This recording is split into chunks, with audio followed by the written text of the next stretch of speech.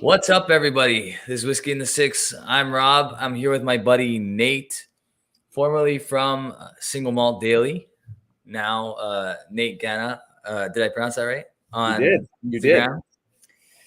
And the Instagram is absolutely enormous now. Like you're like rock star status. You travel the world. You do everything there is to do with whiskey. How did that all start, man? First of all, that means the world to me. Thank you so much. It's awesome to be here, by the way, and great to have met you in November. That was a heck of a dinner, man. Absolutely. You're one of the few people in the whiskey world that I've actually got to shake hands with in person, which is, it's rare. When I do these lives, it's usually people I've never actually met in person. So it was cool to see. Yeah, of course. I get it. No, it's been a dream, man. I've just been, I can't believe how it's gone, where it's going. I'm the only Canadian judge in the San Francisco World Spirits competition, which is a huge honor. And I'll be a panelist at Aspen Food and Wine this year, which is also great because I like to joke that I'm going to get Martha Stewart lit. So that would be awesome, man. That would be awesome. And then also, I don't know if you knew this or not, but we own the rights to Whiskey Live for Canada and the US, and we're bringing the show back to both countries. So Nashville in July and Toronto in September. So I expect you to be there. Absolutely. So yes. You said Toronto in September? Yes. So you got to make it, man. 100%. I'm going to be there. 100%.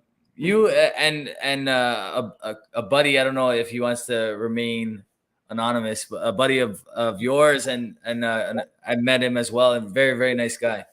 Yeah, so. Super great guy. So Chris Nelson is the co-founder of our company Beverage. We created this together, and we took over the rights to the US, thinking that we could revive everything that's going on. Beverage is going to be it's going to be a kit of 10 single malt American whiskeys, and we are going to aim to bring a Netflix of spirits to your home. And so that's what we're doing right now. But apart from that, we've also got the license to these shows.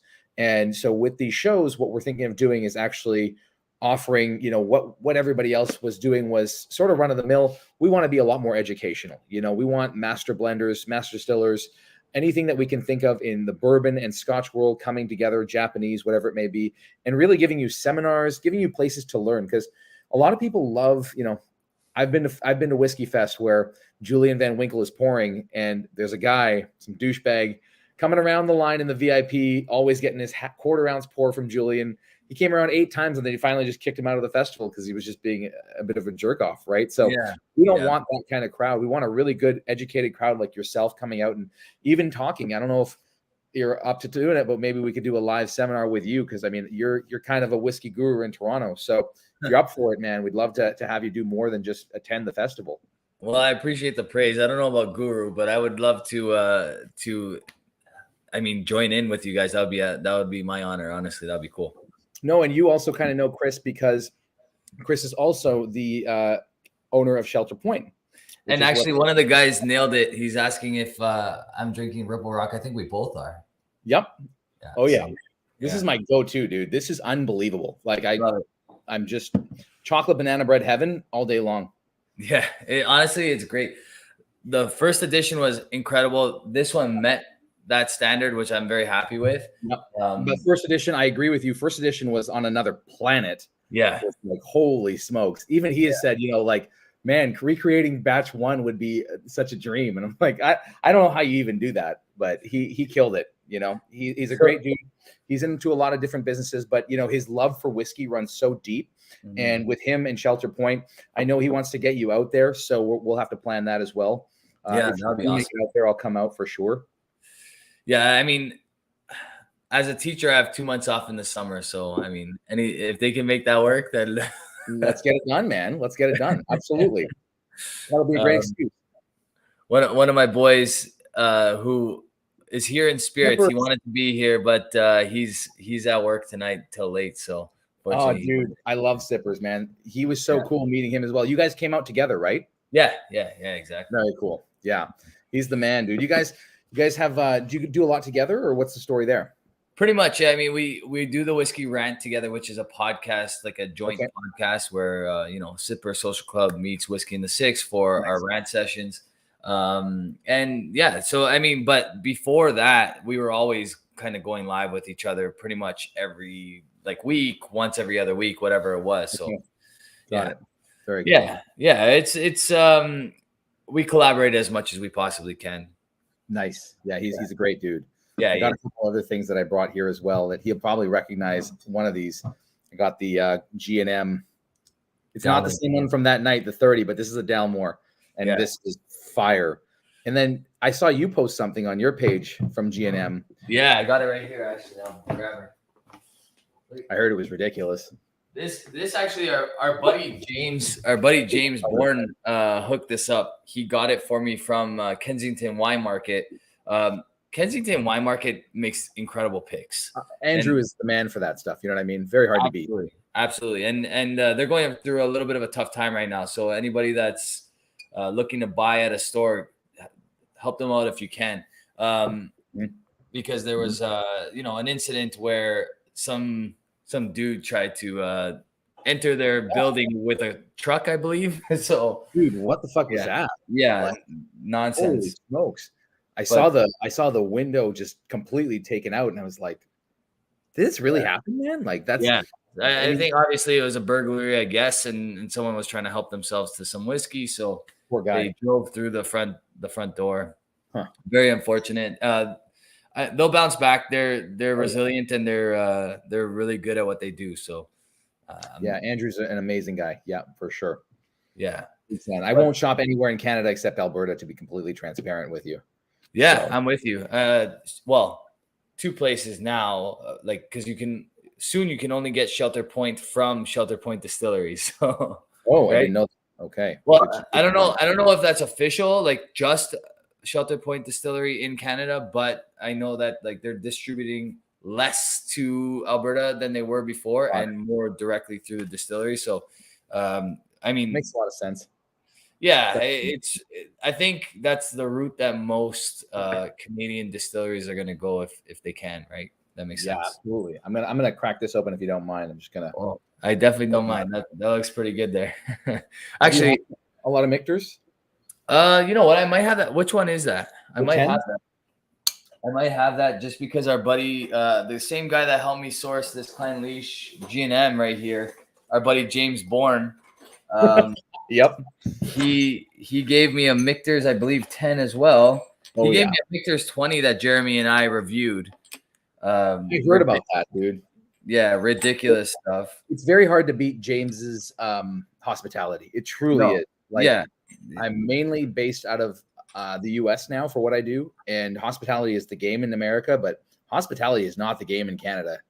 You guys got it backwards out there. And James is an extremely old school individual when it comes to taking care of people. Heart of gold, you know? Yeah, I agree.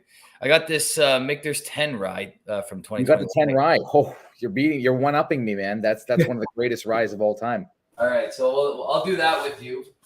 And then kind of all over the place. That's the problem with the bar being the way it is it's there's a compartment for everything. That's A-okay, dude. So I actually poured myself a Glenallachie 25 to finish the night with. That's just sitting over here. That's also from Jamesbourne, and it's from these sample bottles. The night that we arrived in Vancouver, there was this Michter's 10 rye, that Glenallachie 25. There's a whole bunch of others. Of note, there was the Michter's 20-year-old. There was some crazy stuff in that box, but these sample bottles are ridiculously hard to open. I don't know what the hell he closed them with, but they're like, I take Muay Thai and you're gonna have to kick that open, dude. I'm having some trouble, man. It's like vice grips. You need to get them open. Dude. So if I manage to get this open, I will join you in a dram. Yeah, absolutely. Got a lot of our buddies in the chat tonight. My buddy P-Boss, Peter White. Wow. Mike. Like chat. Holy smokes. Yeah. A few people in here. Cars and Cubes, Mike, Mayor, Richard, the guy that spotted the Ripple Rock on the table here. We got Donald Rance. We got John Kranz. What's going on, guys? Indian guy. What's going on, everybody? Wow, you got a following, dude. Holy smokes. Yeah, we we got a bunch of people in tonight, which is nice. Everybody's hopefully having a nice drink. What are you guys drinking tonight? While I'm struggling to get this little sample bottle open, what are you guys drinking tonight? You said you were just gonna pour the Michter's 10, right? That's the bourbon? I just got the 10. I got the 10 here, and I mean, I'm a massive Michter's guy. Basically, you know, Bobby Axelrod was bringing it out on Billions every other week, and I was already so obsessed with the brand, and the brand and I go way back now. We're very close. We've done a lot of really personal things together. Been out to Kentucky a lot in the last 6 months. I'm basically spending my time right now between Seattle and Kentucky and Nashville. And anytime I get to go there, you know, Dan McKee and Andrea are the nicest master blender, master maturation on planet Earth. And so, you know, for me, I'll always support what they've got going on, and what they have going on is just pure liquid gold, right? So, I mean, it's sold out in pretty much everywhere. So, you know, that kind of speaks for itself. Absolutely. Honestly, I love Michter's, to be honest with you. And I'm not a huge bourbon guy. I'm not a huge American whiskey guy, but Michter's is one that I always look for, always buy. Some of my favorite American whiskeys of all time come from Michter's. So working on the harmony, good, but wanting more proof. Couldn't agree more. Yeah. Supernova tastes almost identical. Corey Reckon. Interesting. I'm gonna have to revisit that. That is interesting, actually. I'd like to see a side-by-side on that one. Yeah, seriously. John is drinking Old Ezra 7. Weeks is drinking, giving the Ardbeg 19 another shot. Still disappointed. I don't blame you. Honestly, like, some of them are good, but I think it's more of this. I haven't tried batch 3, so I won't comment on that. But batch 1 and 2, I mean, they're good, but I was expecting a little bit more. I'm not going to lie. Hey, you know what? I haven't had an Ardbeg in quite a while, to be honest with you. Not going to lie.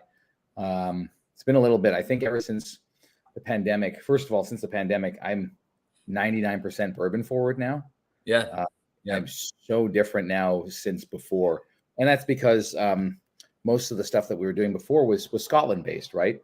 So you'd go to Scotland, you'd be there probably 6 times a year. And when that travel stopped, you were like, well, what am I going to do now? And so, you know, America, all the places were still generally open. So I've just been obsessed with bourbon lately, man. Like, and the stories in the history are actually pretty incredible, because you can't do that in single malt Scotch whiskey, what you can do in bourbon, right? Like, you can't have someone barrel and bottle and do all these things with it that you can in bourbon. And like, there's one bottle out there that's been through the ringer of absolutely everybody, you know, KBD, Willett, and then Julian Van Winkle, Hirsch being the bottle. But like, how do you get that kind of trio that, you know, performing together? And that doesn't happen. Like, that'd be like Macallan, Glenfiddich, and Dalmore combining to do something extraordinary, right?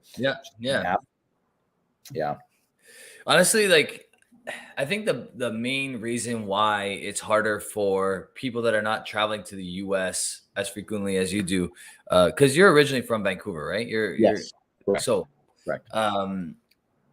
I think the main problem is that we don't have access in Canada to the stuff that's down south. You know what I mean? Like, you're going to Kentucky 3-4 times a year, maybe more. You're probably going way more than that now, but you're exactly right. Basically what happened was, when I started the Instagram, I was in a previous tech business, and we were sponsored by Microsoft. And I kind of learned immediately how much the budgets were in the US to do things versus in Canada. So when I started the Instagram, I was like, oh man, it'd be so cool if I get like 1,000 followers and get like a free bottle or two. And then I wound up just getting like this insane following. But the thing is, every time a brand would say, can we send you some bottles? I just say, yeah, ship it to Seattle. Cause like, we were right there, you know, and so I'd get everything. And in Canada, a sample means literally a 50 ml. And a sample out there means like an entire bottle. I know. Or 2 or 3 or 4 or whatever, right? And that's the big difference right off the bat. I was like, oh, there's actual money in this game to be had. And when I started the Instagram back in 2015, like, it took me, dude, I was making nothing for the first 2 years, like absolutely zero. And I was like, I believe in this thing. You know, I had 50,000 followers, and I was like, this has got to go somewhere. And then I'll never forget it. Glenn Livett was like, we'd like to work with you. And that was the end of it, right? So, you know, it was one of those things where you get to see how much more product they have, and it's in droves, man. Like not one or two bottles, like 1 or 2 thousand, you know, Yeah. and it's Wow. just insane what you're talking about. Now, the shitty thing is, I'm between Seattle and Vancouver, both of which are the highest state tax and provincial tax in Canada and the US. So when I go down, I feel even worse because it's 22 in Washington. So it's like, oh my God, like you can't buy anything there, you know? Yeah. But it's eye opening. So many guys that I know that are so huge into Scotch have never even seen what the world of bourbon can offer. And I'm here to do that, right? Like I'm here to showcase how much is going on right now. And when the Scotch whiskey world boomed in the late 2000, you know, 10s and early 15, you know, sort of era, they were stopping selling casks from the major distilleries in Scotland. Right now, you know, total transparency, bourbon is gearing up for a Chinese 2.0 of this massive buying of bourbon casks. And so everybody's just going crazy, creating, like, to give you an example, Bardstown Bourbon has 330,000 casks, man. Like, wow, that's crazy. And they're not yet producing their own label, like their full own 100% bourbon or rye. They're still in conjunction with others blending. So, I mean, think about that, right? Like they don't even have their own. That's enormous. I mean, that's what, like, that's 5-10 times more than what like a company that's getting really, really big, but also still like, you know, relatively new, 11 years old or whatever. Like, how many barrels does Shelter Point have, right? They have like right. a few thousand, exactly, right? And so like that's huge numbers compared to that, right? Massive numbers. And the fact that they're just continuing to build. Like, have you been to Kentucky recently? So I haven't been to Kentucky and I haven't been to Scotland, and somehow I've been at this for almost 7 years. So it's pretty embarrassing that I have to admit those two things. No. We are going to get you to Kentucky this year, guaranteed. Let's sort it out. I will make you that promise, and it will change your life, dude. Just the way that the wheel is running. And you know, the thing is that Americans are so vast in their purchases. So like, you've got people lined up every single morning at Heaven Hill at 7. You know, like it's crazy. I'm talking like 100 or 200 people every single day at Heaven Hill. Because what's the daily release? It's going to change every single day for 5 days there, and then on the Saturday there's maybe something extra special. But this is not like, this is the norm, dude. It's nuts out there, you know. And there's a lot of taters. Don't get me wrong. There's a lot of taters, but on the same token, there's a lot of genuine bourbon enthusiasts that just love this industry, man. Yeah, it's crazy. Richard's calling me a sinner for not going to Kentucky or Scotland. I know. Yeah. I feel it, man. I'm telling you, like the more I have to admit to that, the more embarrassed I am. Like it's crazy. Yeah. Oh, dude. I mean, we'll get you there. Honestly, it'll be really cool. It's one of those things where it's a life changer. Honest to God. The hospitality is absolutely, yes. 6er barrel picks. Hell yes, dude. Let's get you a barrel pick. Let's do something proper, man. Bardstown right now is basically the Napa of bourbon. They have this world-class chef that they've got that's literally changing the game. The restaurant is absolutely on fire. You can make your own blends. You can do absolutely everything here, but the square footage of this place is ridiculous, right? Sitting on acres and acres of land. I mean, you got 330,000 casks. 10 rick houses now, you know, they've got to have the land to be able to expand, and they're continuing to grow. They're building another 4 right now. It's just nuts. That is crazy. That is crazy. Yeah. And what's mind blowing is that like there's this like distilleries popping up everywhere in North America now, like everywhere. Like, yes. You know, and Bardstown, they're making a huge name for themselves. There's a few that are making like incredible names for themselves and are relatively young. Like, I mean, I'm not going to pretend to like know a whole ton about bourbon, especially like the bourbon game in general, because for the last 6.5 years, I've focused on Scotch so much that like I've kind of I have probably almost like 150 bourbon reviews, maybe more on this channel. So a lot, but I've never really focused in on like the small name, like the batch stuff, you know, like I'm really enjoying some like Penelope stuff and some other cool stuff like that. But only what's available here, right? So only what's available in Alberta, which, you know, is pretty limited. I think what we do in the summer is we set you up and you just do the bourbon trail, do 10 or 15 distilleries. It's not hard to do that many. They're literally beside each other. Wow. Within 16 miles, you have Bardstown, Jim Beam, Heaven Hill, Log Still, and something else. Within 16 miles, you have, that's all part of the Bardstown collection, but within the 16-mile range, I think you've got like 17 distilleries, dude. Like there's some outrageous thing. Oh, you've got Willet as well. Yeah, like it's outstanding, man, what they're doing. And I think you would just, I'm fearing that you're gonna actually fall in love with the city and never come home. That's gonna happen. So I can see that. Honestly, like I want to experience bourbons that are gonna like blow my mind. Like stuff like that Michter's 20. Like obviously that you're asking for a lot when you want like that Michter's 20, but of course, like I've had a lot of high expectations for various types of bourbon and they fell short for me. So I'm really looking for those gems that bring so many people to love bourbon. You know what I mean? Oh, it's funny that you say that, and you're so right in that. So here's the thing: bourbon can only get to be so complex, right? There's only really one style of maturation under bourbon, right? So you're not talking about all the types of casks that we've done in Scotland. You're talking about an old bourbon being 10 years, right? Mm-hmm. You're talking about a relatively young Scotch being 18, right? Like once you pass a certain point, I mean, I don't know if there is a 30 out there that I've yet to see more than one. If there is, the oldest I've ever had being a blend in the Michter celebration of 25, 30, 35, but it's you're talking about very marginal amounts of 30 and 35, right? And then on top of that, Heaven Hill has a 27 and Willet has a 27, but you can't do it, man. It's not, corn breaks down so much easier that you're talking about having corn sit for 27 to 30 years is physically impossible, right?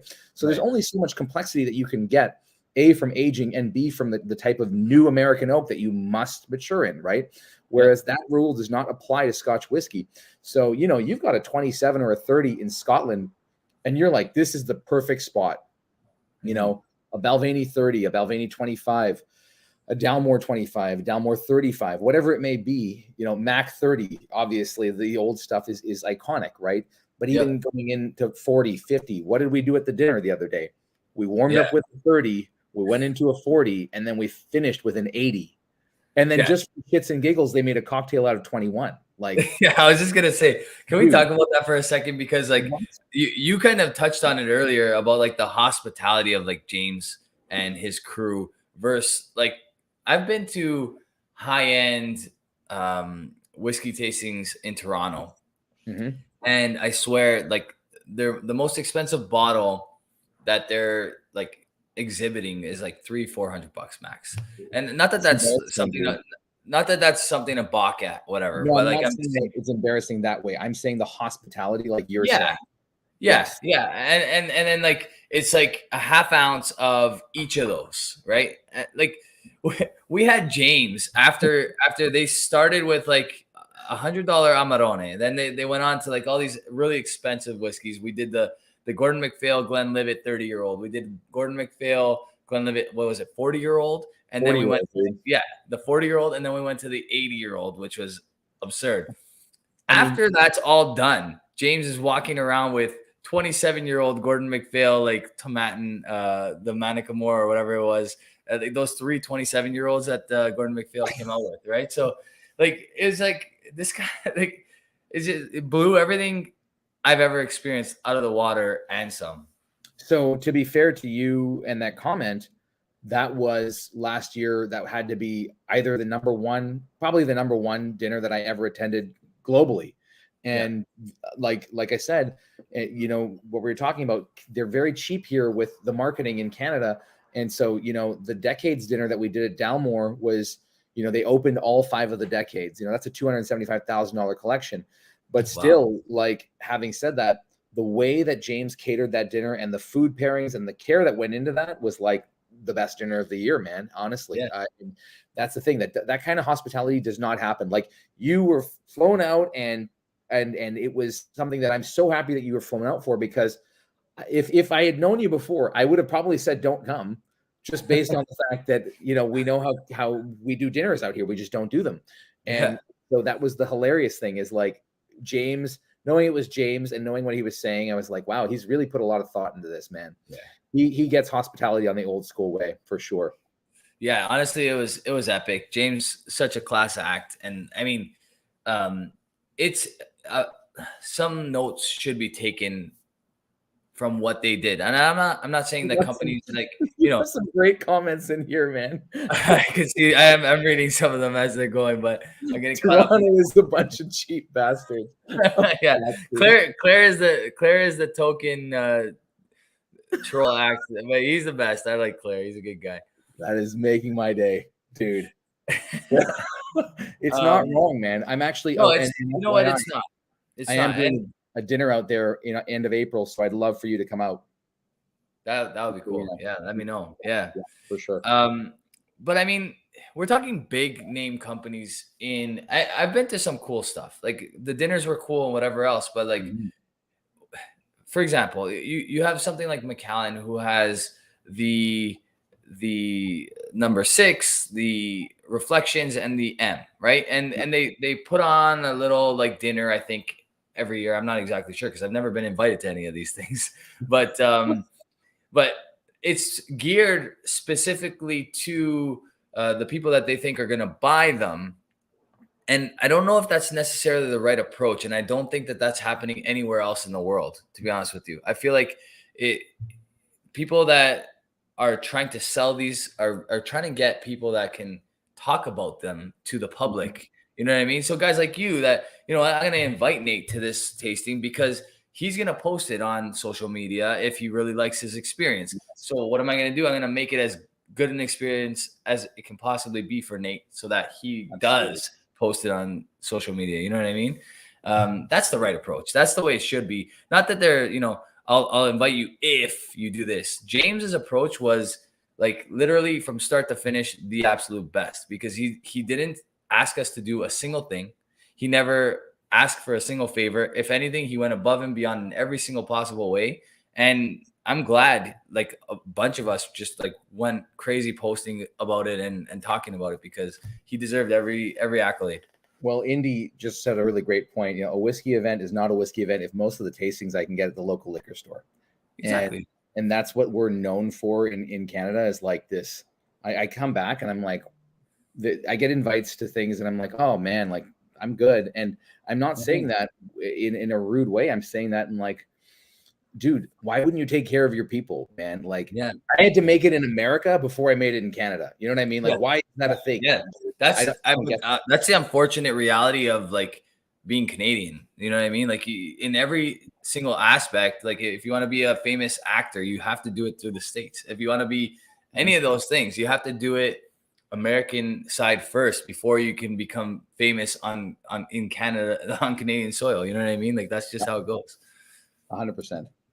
So it's unfortunate, but I mean, maybe hopefully one day they'll learn from that. But well, I'll tell you this, man, when we bring Whiskey Live there, we are going to do it right. Fuck the bullshit. We are going to do it legitimately right, man. Like honestly, awesome. We'll just have people come out. Like we want the master distillers there. We want the master blenders. We want the education that people deserve. How can the LCBO be the biggest board on planet Earth and do absolutely nothing for you guys? I find it absolutely atrocious. It's genuinely crazy, right? It is. And I can say that because I'll never have any contact with them and I could care less. Like, it's just insanity. I do a lot of whiskey events and I always start with like, thank God I don't live in Ontario based off of what I do. Because if I did, I wouldn't be here right now.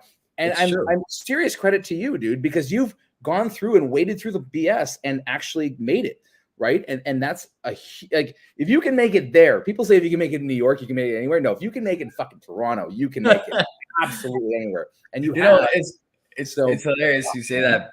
Wait, as much as like people would usually worry about like saying something bad about an LCB, like they've never contacted any influencer as far as I know. They've never contacted Jeremy. They've never contacted myself.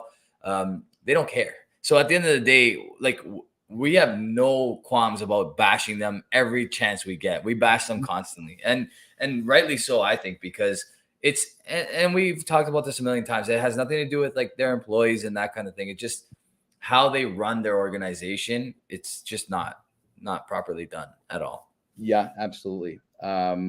Is it true Nate is moving to Ontario just to be closer to the LCBO? There he is. He tuned in. Thank you for tuning in. We were just singing your praises. The only man that has an old school mentality on how to treat people in Canada. There Absolutely. He is. Now you're going to get all the time, James, because everybody's going to look at your name and realize that you're the guy that actually gives a shit. Yeah, exactly. James, I really need to know though, how the hell did you seal these sample bottles? Because whatever you did, man, like you have like ninja grip or something. I don't know. It's crazy. He's ridiculous, dude. He's insane. I can't believe it. I just finished Michter's 10 rye that James gave to me, and I have the Glenallachie 25-year-old sitting over here, and it looks like it might be the Glenallachie 25-year-old from 2021 because I did hear that it's a little darker than the previous batch, so I think that that's the one that Nate gave me. That's absolutely stunning. You know, everything Glenallachie is doing right now is just perfect. They're hitting the mark, and the quality is just there. You know, and I love that about them, man, honestly. And I can't say anything bad about them because they're just like, look at that color, dude. Yeah, no, every single bottle they've released in 2020 and 2021 just gets darker and darker. Like it's absurd how like, I mean, it's hard not to judge a book by its cover when the quality delivers as well when they're getting that kind of color on their whiskey. Like I don't know how they're doing it. It's all natural. I think there's a lot of virgin oak cask influence on some of them, but I don't think with the 25, probably like some fresh barrels, that kind of stuff for the older stuff. But the 10, everything from the 10 to the I'm going to try the 25 in a sec, but to the 18 I can speak to, or at least the 21, sorry, I can speak to, has been incredible. So I have to say that between that and this brand as a whole, like, holy smokes, man. I'm a huge fan of them, obviously, with Richard Urquhart doing everything that we did that night. I'm obsessed with Benaramic 21. I think it's very hard to beat their 21 at that price point. It's almost impossible. $205? Like, what are we even talking about right now, dude? No, that's a good price. It is a good price. Crazy. I have a sample of that as well. We tried it at the tasting. But we tried it in the cocktail, I believe. Yeah. Which is so gangster when you're doing that in a cocktail. You're just like, that's crazy. Yeah, when you're drinking like you drank that night, you're allowed to put Benaramic 21 in a cocktail. Only when you drink the way you drank that night. Yes. Yeah, absolutely. And no, you're right. Darker doesn't mean better. This Dalmore is, I mean, look at how light that is. Super light, yeah. This is ridiculous juice, you know. Is it? Yeah. Oh my God. I was, I'm a huge Dalmore guy. I'm a massive fan, a big supporter of the brand. But people tell me, like, have you ever had an IB of Dalmore? And I'm like, yeah, I have. And I had an old malt cask 27, I think like 6 months ago. It was like God's nectar, dude. It was ridiculous. And so this came out. Now, here's the kicker. This came out and the Jura got a higher rating, and I have the Jura too. I haven't opened it yet. But like, if the Jura got a higher rating than this Dalmore, I'm like, that Jura must be a 99 because this is like a 96, dude. This is unbelievably good.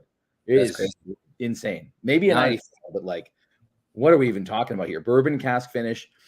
Just something about cask strength with Dalmore just gets it right, and maybe it's a lot of Scotch brands and the lack thereof right now, Maybe that's the way of my palate right now, just based on the fact that 90% of bourbons are generally cask strength. So, you come back to Scotch whiskey and you're like, oh, a lovely 43%. Like, I don't know, going off about percentages, but it's one of those things where you see that they put the time and the effort into that. And G&M never really fails. That's the other half, They're amazing. Honestly, they've always impressed me.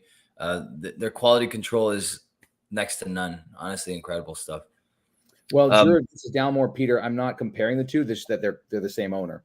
So I'm really just talking about like that comparison, not the comparison of Jura versus Dalmore itself, but just mainly the fact that when Dalmore puts a lot more of their efforts into investing in that brand versus investing in Jura, but not letting people realize how good the quality of juice at Jura it truly is. Yeah. So really, just from that perspective, right on. And you And got some really, diehards out there. Props to this. yeah, oh yeah. Some of these guys know what they're talking about for sure. The guys that hang out over here, it's rare to pull one past them because they all know their things.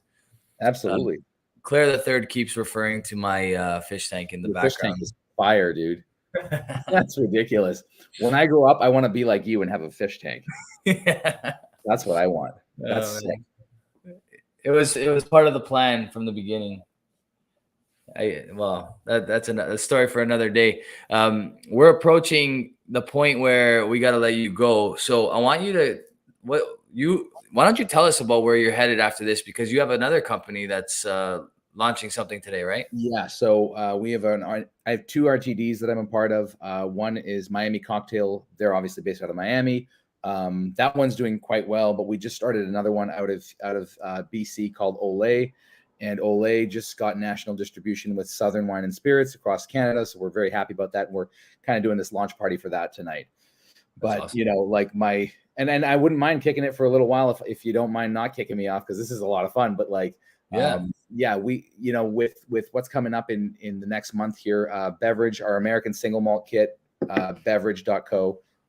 We bought the rights to Whisky Live, but we also started this at home Netflix for spirits tasting kit. We're launching that in New York.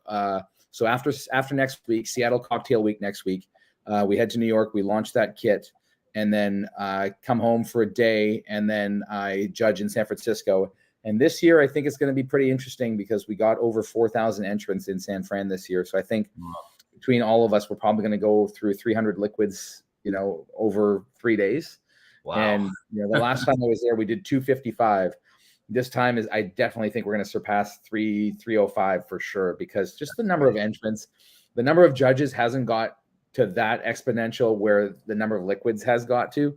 So, you know, they've just been hammering it. And now there's an RTD portion of that as well. And, you know, 300 companies entered the RTD portion of that too. So it's going to be a crazy wild ride. And then I'm heading to LA to see the good folks at Highland Park. And it's just nonstop, man. And funny enough, there's a bourbon company called Brothers Bond Bourbon. Really great stuff. It's the brothers from Vampire Diaries, Ian Somerhalder and Paul Wesley. But they have a third partner that is in Toronto, and he is the man. And I'm coming out to do something with him in the end of April. So that's what I was inviting you to. So nice. That'd be awesome, man. Yeah. Non-stop. I mean, I guess since you're cool with sticking around, why don't you tell us about the meeting the GM? Which football team was it? Oh God, you talking about Jerry Jones? Yeah. That was one of the coolest events ever, man. We were on a private jet to the Seahawks game, and we had this little tiny little thing, and behind us this massive behemoth jet, $65 million thing comes through, and we're like, who is that? And it was Jerry Jones. And so we wound up going to the game, and I was on my way from Seattle to Maine to go surfing with Glenn Morangy when they made that surfboard out of the casks. And so I was leaving the PJ, and I left all my stuff on it, and I went back with the boys to get back on, and I went to grab my stuff to go east. And Jerry was coming back, and he had he had a brigade. Like, he had 9 police officers on motorcycles convoying him to the airport. It's a private airport here in Seattle. And we got there, and my buddy was like, dude, do you think Jerry would be cool with taking a picture? And I was like, fuck it, why not? Like, let's try. And so we went and tried a picture with him, and he was literally directing this photo shoot, man. The guy is a legend. He's like, no, the angle's bad, the sun's bad, like, turn around. And he made his pilots take our pictures. So I was like, dude. So the night before was my dad's 75th birthday, and I wanted to open something special. So I opened the Macallan Grand Reserva 1979. And to say thank you to the people that brought me on the PJ, I brought it for them. And so it's like, fuck, like, this is never going to happen, you know, once in a lifetime. And so I said, Mr. Jones, are you a fan of whiskey? And he's like, as a matter of fact, I am. So I bolted to the jet. I grabbed the bottle. I grabbed the only 2 glasses there were. I gave him a glass, and I showed him the bottle, and he's like, well, I've never had this before. And I was like, ugh. So we cracked it, and he pours 3 ounces of this 79 gram Reserva, and he literally downs it in one go. I couldn't. Oh my God. This guy's the fucking man. And he turns around and he hands me the Maker's Mark Dallas Cowboys edition that he made, man. So like, oh wow, that's probably the cool. greatest trade on earth, because I'll literally go to the grave with that bottle, man. So it's on video, and it's I posted it twice a year. I posted on the opening day of the season, and I posted at some random other time. But like, that's one of the greatest moments ever, without a doubt. He knocked it out of the park. He's got to be the nicest person I've ever come across with that amount of wealth, just that's to awesome. Give some random guy a bottle. That was really cool. We've done some cool things, man. Oh God, where do I even begin? Like, there's been some crazy times, I could not have, like I'm talking to you about this, I think you're where you're at right now. You're going to just break through all the BS of Ontario, and you're just going to be bigger than it. And you're going to do something crazy with something. And I don't know if it's American or Scotland, but like, watch it happen, man. Your following is crazy, dude. Like the number of people in here, I'm genuinely astonished at how many people take the time to write here. This is so cool, dude. What?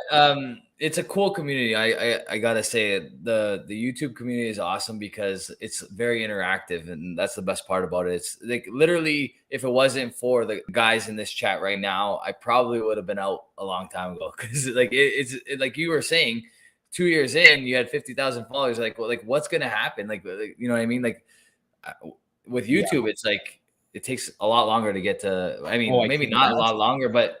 Maybe not a lot longer. Maybe like, they are both difficult in their own ways. But like with YouTube, to get to 50,000 followers, you're already doing pretty well. You know what I mean? So it's a grind. What I noticed with YouTube is that there's no BS on YouTube. There's a lot of BS in IG, man. Like when I started my Instagram in 2015, there was probably 200 whiskey accounts, and we were all pretty authentic. There's like 65,000 now is what I'm told. That's and crazy.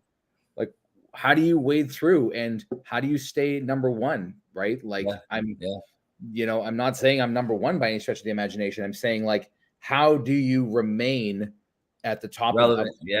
Like it's a very hard game out there, man. Seriously. And for you, like you're in an even much tougher spot, because I would equate 10,000 followers on YouTube to 50,000 on IG. There's so much more authentic here, and there's a lot of great content when it comes to whiskey, so kudos. I would say the best part about it is that like you don't get those fair weather fans. You get like especially with Whiskey Tube, you get guys that are like loyal. They come back, they chat with you, you become friends. Like Jeremy and I became friends through YouTube. You know what I mean? Like I consider him one of my best friends, and I met him 6 years ago because of YouTube. You know what I mean? Like that's the craziest part about it. It's story though, right? Like it's crazy. It's a sign of the times, right? Like a lot of the guys on here I consider good friends, and I met them from YouTube. You know what I mean? Which is crazy. So that's the best part about, I think, being on YouTube. It's a grind, and there's some guys that really skyrocketed out there and did really well. And I don't know what is going to happen with this channel. To be honest with you, I've contemplated what's going to happen with this channel for the last little while. I'm not going to lie, but I love doing the rants, and that's something that I'll definitely continue doing. And I do want to branch out into some sort of independent bottle company at some point if I can. I will tell you, dude, go to Kentucky first before you consider shutting down, because you're so much closer. From Seattle, we have to go to Chicago and then lay over. It's already like an 8-hour trip just to get to Kentucky. For you, it's going to be like 3, probably. Weekend, dude. Honestly, just go see the culture before you make any of your mind up. That'd be my tip. My hot take would be, we do that, dude. Yeah. No, I honestly, like, I don't see myself like shutting it down. Richard is I was looking at that. But I don't know. Like, I haven't decided yet. Like, I didn't build this bar for nothing. Let's just say that. Like, There's you're just seeing half of it. There's two sides to this this disaster over here. The greatest, like crushing my bank account. Yeah, exactly. Dude, you got too many diehards here, man. This is crazy. Yeah, they're all good guys. They're all good guys. Yeah. Yeah, and Peter White's right. Like right now, there's probably about 500 bourbon channels on YouTube. Wow. Yeah, and when I started, there may have been 10 channels total. Like, okay, maybe 20 tops. Like it was really tiny, and we're talking only 6 years ago. You know what I mean? So yeah. It's insane, and I didn't mean it in the way of like you should just convert to bourbon. I mean, like I mean this pretty seriously in an interesting way. I think it sounds like you've lost the love for what the passion was that brought you here. Now, I'm saying this because I have lost the love of IG so many times, and it's the people that got me through it every fucking time, dude. Like, yeah. So when you start to meet new people in the industry that are like doing cool things and trying cool things, and that's when you get revamped. And like for you to go to Scotland right now, it's so difficult as a whole to get to Scotland. I haven't been, and that's my job. So like, you know what I mean? And if all the brands have shut down all the tours, that makes my job very difficult to go to Scotland.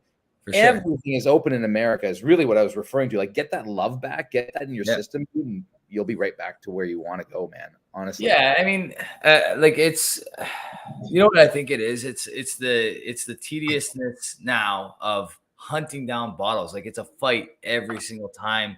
I got to get the bottle that I want. You know what I mean? Like it becomes a lot. Like my buddy P Boss in the chat here tonight.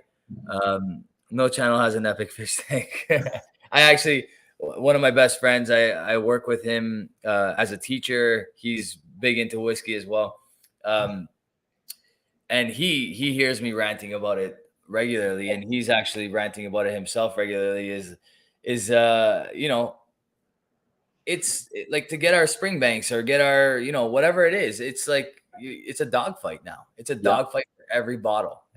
So it's like, something's got to give to make this a little easier in order for this to keep going. Otherwise, like nobody wants to see me review, the LCBO special this week. Like nobody cares. You know what I mean? Like that's not why these guys follow me. You know what I mean? So yeah, I agree with you. You're in a tough market, and that's why I'm suggesting like maybe do something to get out and make it work for you. The other thing I would consider doing is, I mean, if there is a way of you getting anything shipped to the northern Michigan or New York border and go in and grabbing something really cool, because I guarantee you a lot of companies that don't have the budget in Canada have the budget in America for you to kind of grow that exclusive feeling that you want for the page, right? Like one comment was so great was that you don't go to a whiskey tasting to taste everything that the liquor store has, right? Yeah, exactly. So, that was a great point.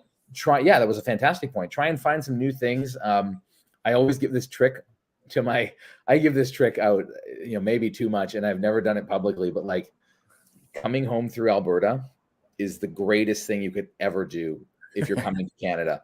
You're allowed 45 liters a quarter, bro. What? I didn't know that. It's 1.14 liters to come through Ontario or BC. Yeah. It's 45 liters a quarter to come through Alberta.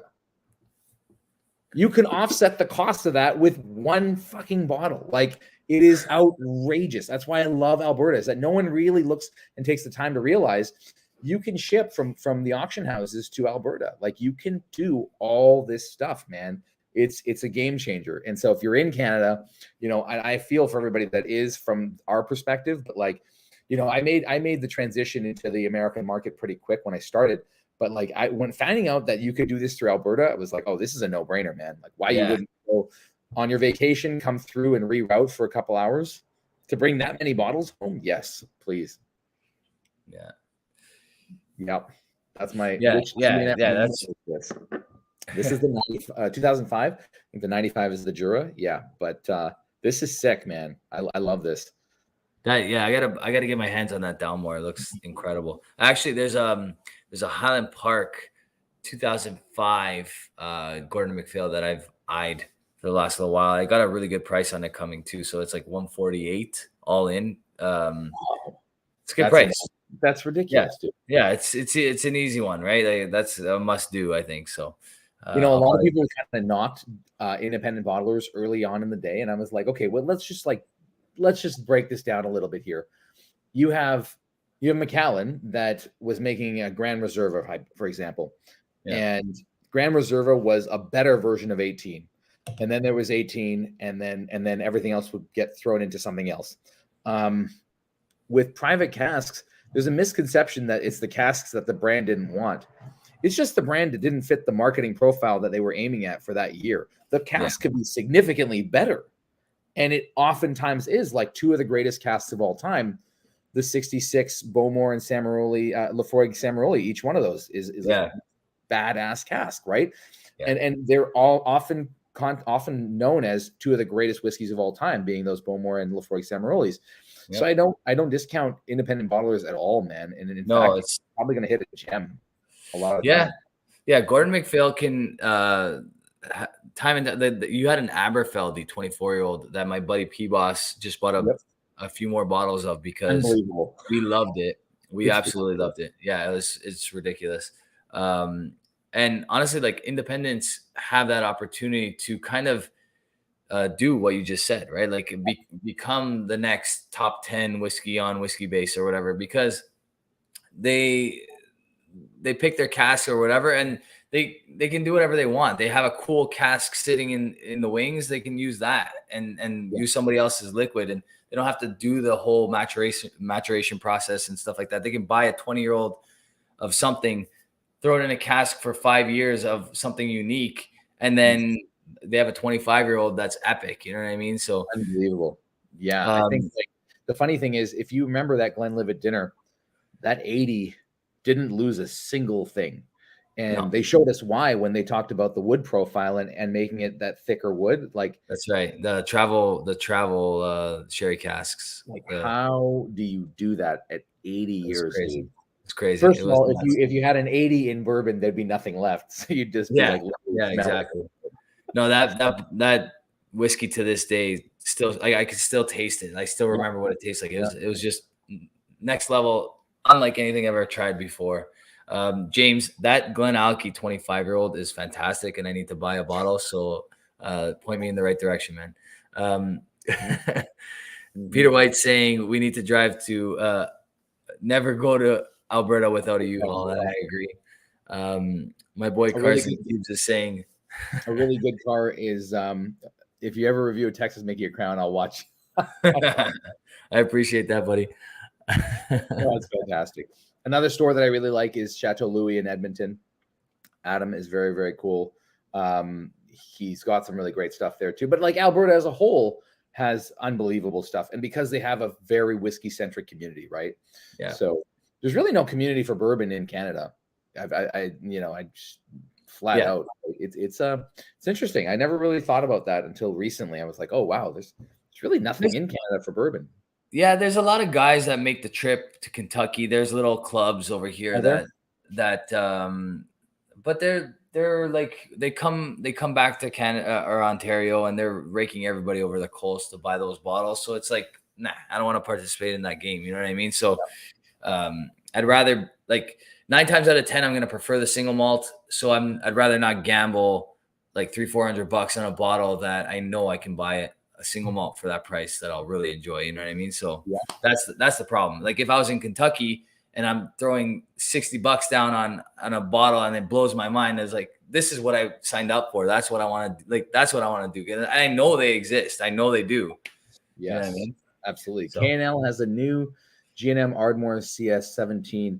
Dude, I mean, everything K&L does turns to gold. You know, that Mac K&L that they do, like, obviously, you know, you can't compare a Gordon and MacPhail Mac to a Macallan.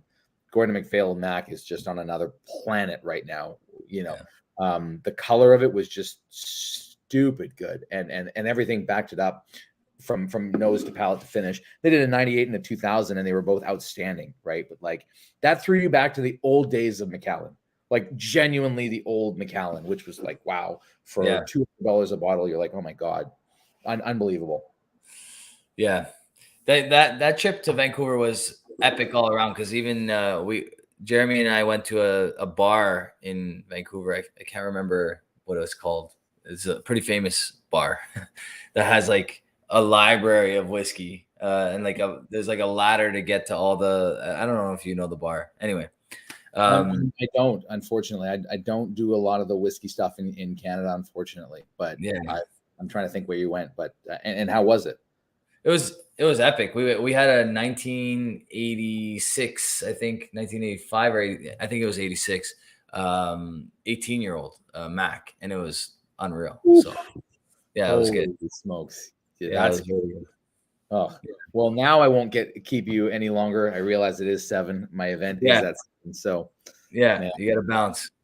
Thank Dude, you. it was a pleasure to have you. It was a pleasure. I think these guys really enjoyed having you. Guys, you can find Nate on Instagram at Nate Gana, exactly the way it's spelled there on his display. I'll move this so that they can see.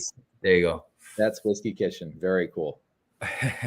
Yeah, that's the one. Was it Fets? Yes, it was. Yes, it was Fets. Yeah, it was Fets. Very cool. Whiskey Throttle nailed it. Yeah, tell these guys really quickly, like where they can find you, where they can find some of your companies, what else is going on. Yeah, absolutely, man. So it's Nate Gana on Instagram.